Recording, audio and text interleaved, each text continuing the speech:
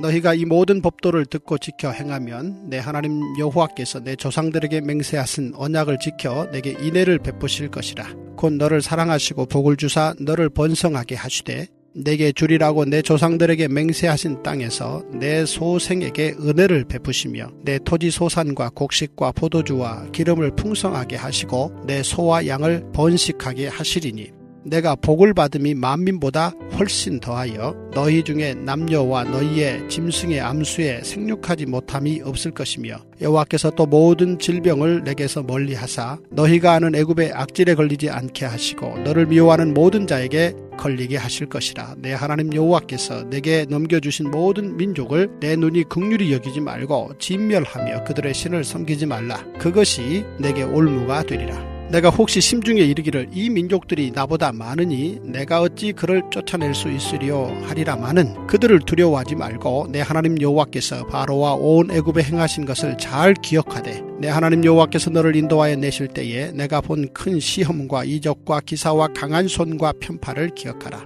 내 하나님 여호와께서 내가 두려워하는 모든 민족에게 그와 같이 행하실 것이요 내 하나님 여호와께서 또 왕벌을 그들 중에 보내어 그들의 남은 자와 너를 피하여 숨은 자를 멸하시리니 너는 그들을 두려워하지 말라.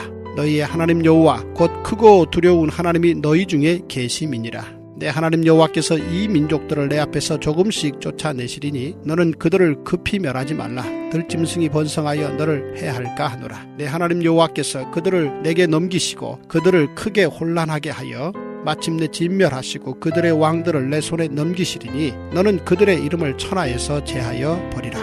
너를 당할 자가 없이 내가 마침내 그들을 진멸하리라. 너는 그들이 조각한 신상들을 불사르고 그것에 입힌 은이나 금을 탐내지 말며 취하지 말라. 내가 그것으로 말미암아 올무에 걸릴까 하노니 이는 내 하나님 여호와께서 가증히 여기시는 것임이니라. 너는 가증한 것을 내 집에 들이지 말라. 너도 그것과 같이 진멸당할까 하노라. 너는 그것을 멀리하며 심히 미워하라. 그것은 진멸당할 것임이니라. 기도하시겠습니다. 하나님, 오늘 하나님께서 우리에게 물질이 없어서 물질을 안 주시는 것이 아니라 우리가 하나님 아버지 앞에서 그 법도를 지키고 거룩하게 살기 위하여서 또 하나님께서 이 물질을 정말 하나님께서 아끼시고 또 줄 때 주고 줘야 될 사람한테 주시는 그 하나님의 섭리를 오늘도 이 말씀을 통해서 보게 됩니다. 하나님, 왜 하나님께서 물질의 주인이시고 또 그것을 주기 원하시는데 어째 우리에게 허락하지 않으시는지, 또 어떻게 하면 우리가 주님께서 주시는 많은 은혜들을 누릴 수 있는지 오늘도 이 신명기의 말씀을 통하여서 듣고자 합니다. 하나님 아버지, 오늘도 주님께서 주시는 이 말씀을 듣고 우리 삶 가운데 진정한 풍요가 무엇인지 깨닫게 하여 주시고 정말 주님께서 주시는 은혜의 약속들을 어떻게 하면 성취하며 그것들을 받을 수 있는지, 또 내가 받지 못하는 이유를 어떻게 해석할 수 있는지 오늘도 이 말씀을 통하여서 듣게 하여 주시옵소서. 믿사오며 살아계신 예수님 이름 받들어 기도드립니다. 아멘. 구약시대의 선지자들이 머리를 이렇게 싸내면서 구약시대 내내 고민했던 신학적 문제가 뭐냐면 이 고통의 문제였습니다. 도대체 하나님을 믿는 백성에게 고난이 왜 오는가? 이유가 뭔가?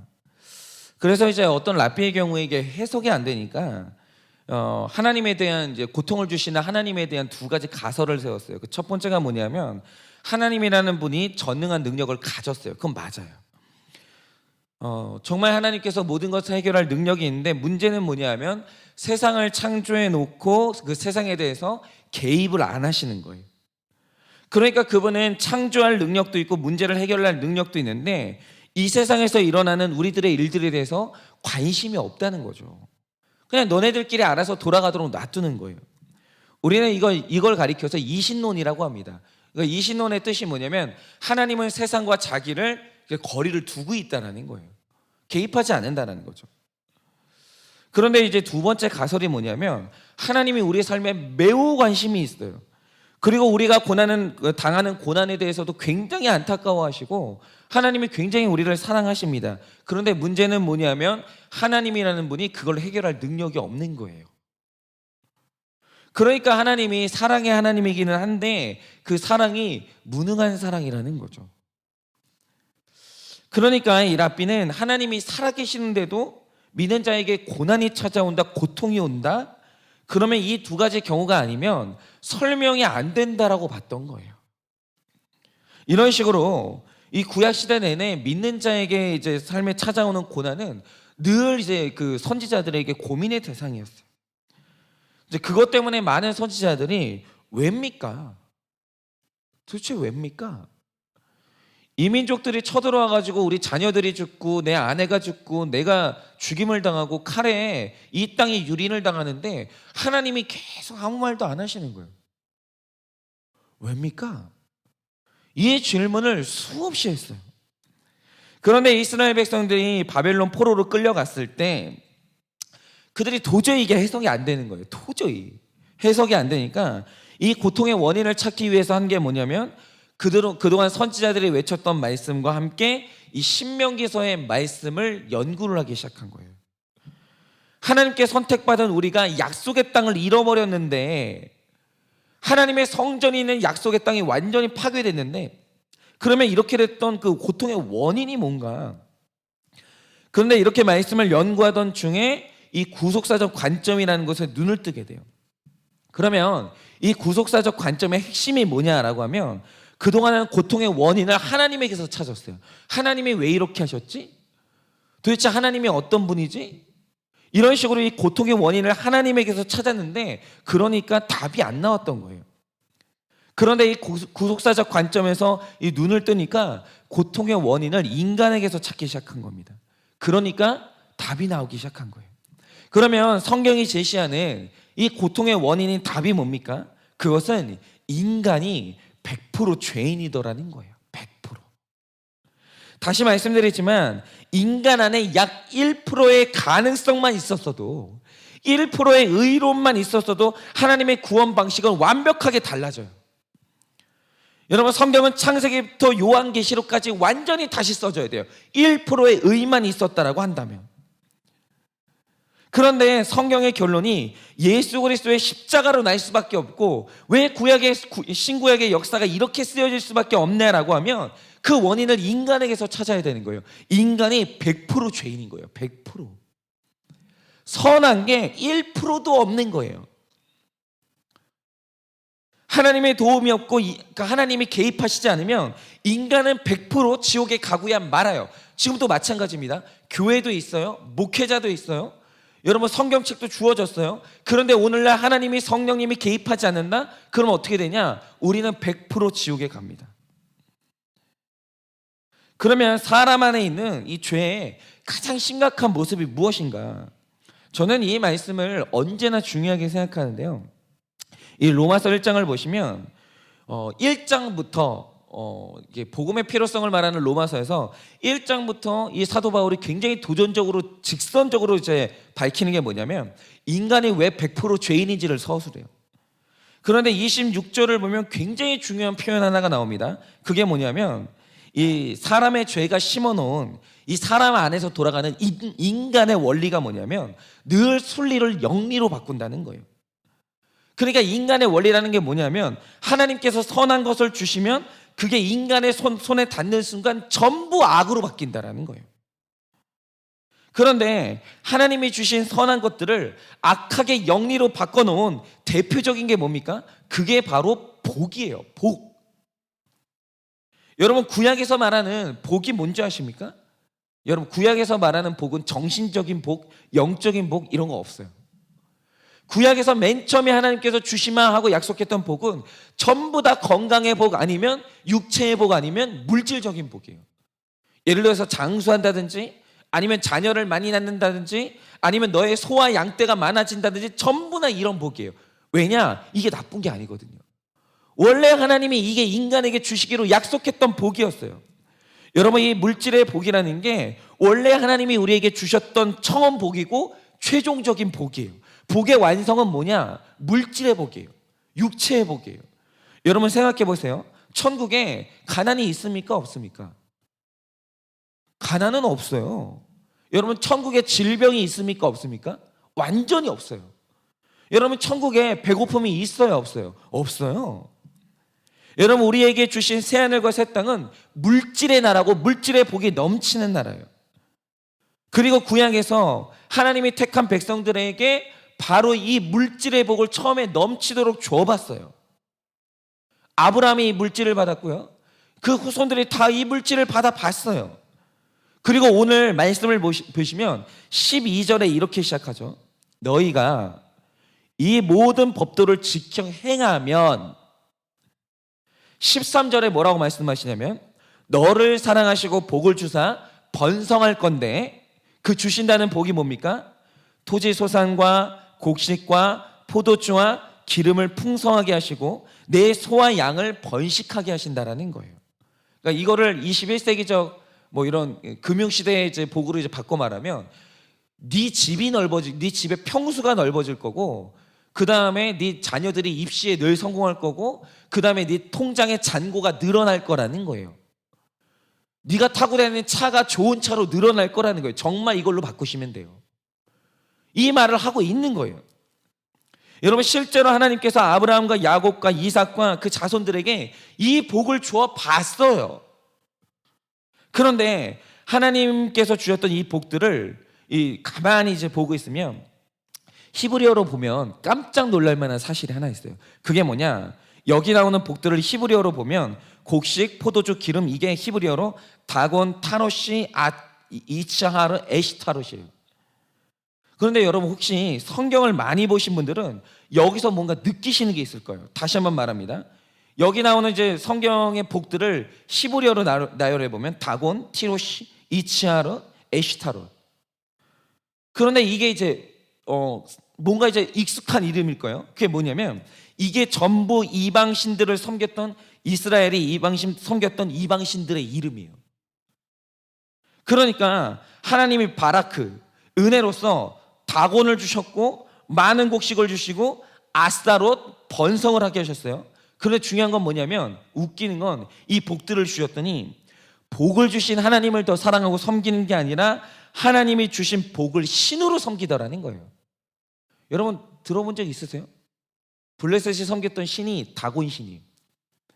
그리고 이스라엘의 이방 민족들이 섬겼던 신이 아스타롯이에요. 전부 다 하나님이 주셨던 복을 신으로 둔갑시킨 거예요. 그러니까 순리가 영리로 뒤바뀌면서 복이 하나님이 그렇게 싫어하시는 우상으로 바뀌는 거예요. 복이었는데 우상이 되는 거예요. 복이 순식간에 저주로 탈바꿈을 하는 거예요. 바로 이게 사람이 100% 죄인인 이유예요. 복을 주시면 그 복으로 하나님을 더 사랑하고 예배하는 게 아니라 그 복으로 죄를 더하고 하나님의 분노와 질투를 격발하는 거예요. 여러분, 이걸 적용하자면 이 전 세계 선교 역사가, 선교 역사에서 한국이라는 나라가 진짜 특별한데, 이 한국의 부흥이 유명한 이유가 뭐냐면 한국에 일어났던 부흥은 말씀의 부흥이에요. 그러면 말씀의 부흥이라는 말의 뜻이 뭐냐면 한국의 백성들이, 한국의 이제 신자들이 그렇게 예배를 사랑해요. 그렇게요. 얼마나 예배를 사랑하는지, 어디에서 부흥회를 한다? 어느 지역에 목사님이 와서 3박 4일 동안 부흥회를 한다? 그러면 차도 없는 시대에 몇십 킬로미터 되는 거리를 여성들이 한 손에는 도시락을 들고 한 손에는 아이를 붙잡고 등에는 갓난아이를 업고 말씀을 들으고 사방 천지에서 모여드는 거예요. 그럼 예배 시설이 좋냐? 그것도 아니에요. 의자가 있냐? 그것도 아니에요. 전부 다 땅바닥에 앉아가지고 목사님 오실 때까지 몇 시간씩 기도하고 찬양하면서 목사님을 기다리다가 목사님이 오시면 3시간이 훌쩍 지나가 있는 거예요. 그 목사님이 말씀 끝내려고 하면 더 해달라고 이랬던 게 옛날의 부흥이에요. 말씀을 그렇게 사모했어요. 그러니까 하나님께서 그 모습을 보고 얼마나 기뻤는지, 너희들 예배 편하게 다녀라, 그렇게 힘들게 다니지 말라고 하시면서 집집마다 차를 주셨어요. 여러분, 이렇게 전 세계에서 한 집에 차를 한 대씩 가지고 있는 나라가 없어요. 몇 나라나 될 것 같으세요? 몇 나라 없습니다. 그런데 차가 생기니까 어떤 일이 일어났습니까? 그 차로 예배를 편하게 오는 게 아니라, 더 많은 사람들이 예배를 오는 게 아니라 그 차를 타고 산으로 들러다니면서 예배가 상실되는 거예요. 아니요, 그 차가 오히려 우상이 됐어요. 여러분 집집마다 젊은이들이요 비싼 차 사느라고 머리에 빚을 얼마나 많이 지고 사는지 몰라요. 여러분 젊은이들이 비싼 차를 한번 타보겠다고 여러분 투잡을 뛰면서 예배를 안 나와요. 여러분 없는 살림에 물질을 드리는 그 11조가 정말 한국교회에 뜨거웠거든요. 그러니까 없는 살림에 물질을 힘써 드리는 그 헌신이 너무 예뻐가지고 그래 너희들 드리지만은 말고 좀 더 누려라, 더 많이 누려라 라고 하면서 하나님께서 더 많은 물질을 주었어요. 그랬더니 이번에는 드려야 될 11조가 많다고 11조 계산하면서 시험에 빠지고 있는 거예요. 여러분 이게 바로 구약의 역사예요. 모든 순리를 하나님께서 복을 주어봤어요. 물질의 복을 줘봤어요. 순리를 줘봤다고요. 그랬더니 그것을 전부 다 영리로 바꾸는 거예요. 100% 죄인인 인간에게 물질의 복을 주니 물질을 주신 하나님을 사랑하는 게 아니라 물질이 우상이 되면서 물질 주신 하나님을 버렸다. 이게 바로 구약의 역사의 결론이에요. 그런데 정말 신기한 게 뭔지 아십니까? 그러면 이 인간을 도대체 어떻게 하면 변화시킬 수 있는가? 100% 죄인인 인간을 어떻게 하나님 앞에 다시 돌아오게 할 수 있는가? 어떻게 하면 이 인간들을 구원할 수 있는가? 여러분 참 신기한 게 뭐냐면 사람의 흐르는 원리가 순리를 영리로 바꾼다고 했잖아요. 이상하게 하나님이 그렇게 주고 싶어 하시는 복을 주면 타락해요. 이상하게 하나님이 그렇게 주고 싶어 하는 물질을 주면 물질이 우상으로 둔갑을 해요. 그런데 하나님이 사람에게 그토록 주기 싫어했던 고통을 주면 어떤 일이 생기는 줄 아세요? 사람이 고통 중에 말씀이 들려요. 이거 희한해요. 정말 희한해요. 고통을 주면 그때 회개를 해요. 고통 중에 하나님한테 돌아오는 거예요. 이게 바로 사람이라는 죄인의 비극이에요. 그래서 이 구속사라는 것은 이상한 삼각 구조가 있는데 그 삼각 구조가 뭐냐? 꼭지점에 인간은 100% 죄인이라는 이 대전제가 있어요. 그런데 그 고난이 사람을 변화시켜요. 그래서 고난이 축복이에요. 그 구속사에는 바로 이 삼각 구조가 있는 거예요. 여러분이 뭐 창세기 모든 스토리, 룻기, 욥기, 요나, 선지서 어떤 말씀을 보셔도 이 삼각 구조가 나와요. 인간은 100% 죄인이에요. 그런데 고난이 죄인을 변화시켜요.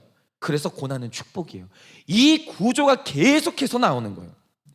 그래서 구원의 관점에서 고난은 축복이고 여러분의 삶 가운데 고난이 찾아온 이유는 바로 100% 죄인인 여러분에게서 찾으셔야 되는 거예요. 여러분 지금 우리 삶 가운데 있는 우상이 뭡니까? 중요한 게 뭔지 아세요? 오늘 말씀에 따르면 오늘 나에게 주신 복이 우상으로 변했을 가능성이 매우 커요. 매우. 하나님이 뭐 자녀가 없어서 계속 자녀 달라고 기도해서 자녀를 주셨더니 그 자녀가 우상으로 둔갑하고, 하나님 살기 너무 힘들다고 제발 물질의 복을 좀 달라고 했더니 그 물질이 우상이 되고, 하나님 제발 직장만 들어가게 해주시면 내가 그 직장에서 하나님 예배하겠다고 해서 직장 보내줬더니 직장이 우상이 됐을 가능성이 굉장히 커요. 그러므로 오늘 나에게 주신 복을 복으로 유지하는 유일한 방법이 뭡니까? 회개밖에 없는 거예요. 여러분 자녀가 대학에 합격했습니까? 회개하십시오. 여러분 위험합니다. 회개하십시오. 여러분 없던 돈이 생기셨습니까? 여러분 회개하십시오. 두려워하십시오. 그런데 갑자기 내게 질병이 찾아왔습니까? 감사하십시오. 여러분 사업이 어려워졌습니까? 감사하셔야 돼요. 자녀가 말썽을 부립니까? 그러면 감사하셔야 돼요. 왜냐하면 여러분을 구원하시려는 하나님의 구속사가 시작이 된 거예요.